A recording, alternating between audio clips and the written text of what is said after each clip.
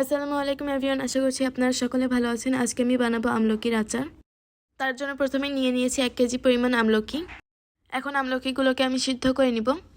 আমলকিগুলোকে আমি খুব ভালোভাবে সিদ্ধ করে নিয়েছি। এখন আমি আমলকিগুলোকে হাতের সাহায্যে ম্যাশ করে নিয়েছি। এখন একটি কড়াইয়ে 1 কাপ পরিমাণ সরিষার তেল দিয়ে দিলাম। আপনারা চেষ্টা করবেন সরিষার তেল ইউজ করার জন্য। এখন দিয়ে দিলাম 5-6টি কাঁচামরিচ এবং 2টি শুটমরিচ। এখন দিয়ে দিলাম 1 টেবিল চামচ পরিমাণ পাঁচফোড়ন। এখন সব কিছুকে কিছুক্ষণ ভেজে নিব।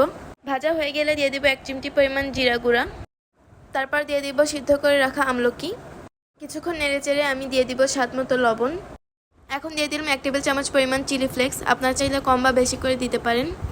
এখন আবারও কিছুক্ষণ নেড়েচেড়ে নিব।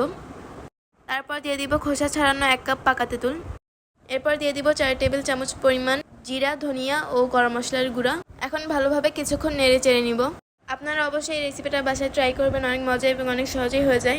আমাদের এই ভিডিওটি যদি আপনাদের ভালো লেগে থাকে তাহলে অবশ্যই আমাদের ফেসবুক পেজটাকে ফলো দিয়ে রাখবেন, আর যারা ইউটিউব থেকে দেখছেন তারা অবশ্যই আমাদের ইউটিউব চ্যানেলটাকে সাবস্ক্রাইব করে রাখবেন এবং লাইক, কমেন্ট, শেয়ার করে দিবেন।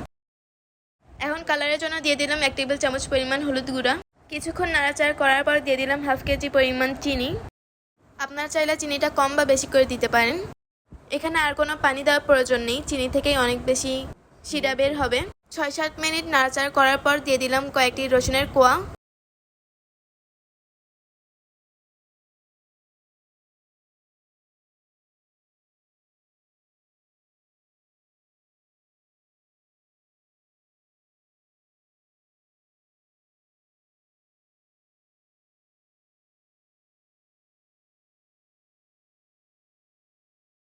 কিছুক্ষণ নাড়াচাড়া করার পর দিয়ে দিলাম হোয়াইট ভিনেগার বা সাদা সিরকা।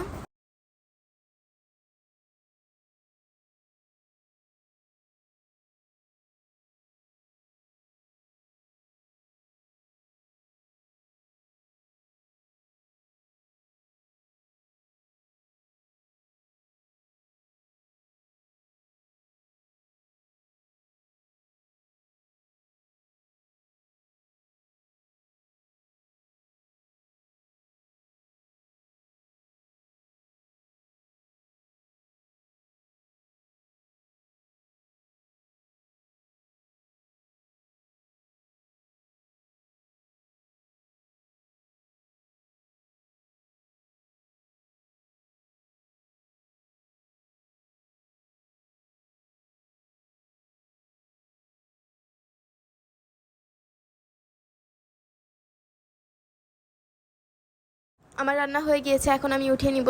ভিডিওটি শেষ পর্যন্ত দেখার জন্য অসংখ্য ধন্যবাদ। আসসালামু আলাইকুম।